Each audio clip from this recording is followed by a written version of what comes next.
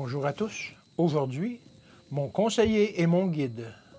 Tu me conduiras par ton conseil, puis tu me recevras dans la gloire. Psaume 73, verset 24. La conviction chrétienne dont nous avons besoin n'est pas basée sur l'expérience humaine, mais sur la vérité biblique.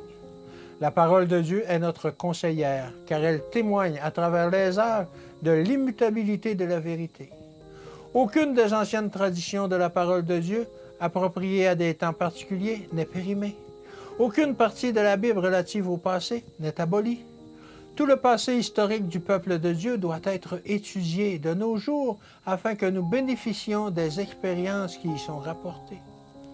Les hommes rompent leurs engagements, ils se montrent infidèles, mais Dieu, lui, ne change pas. Sa parole demeure la même éternellement. Donnez à l'Écriture la place d'honneur comme guide dans votre foyer, qu'elle soit considérée comme conseillère dans toutes vos difficultés, comme modèle dans toutes vos actions. Il ne peut y avoir une vraie prospérité pour aucun membre de la famille si la vérité de Dieu, la sagesse et la justice ne président au foyer.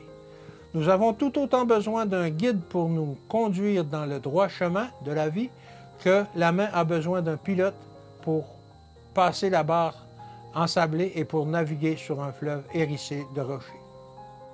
Le marin qui, disposant d'une carte marine et d'une boussole, néglige de s'en servir, est responsable du péril auquel il expose ceux qui sont à son bord.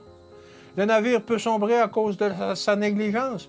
Nous avons un livre qui nous sert de guide, la parole de Dieu, et nous sommes inexcusables si nous nous écartons de la route du ciel, car nos directives précises nous ont été données pour suivre cette route.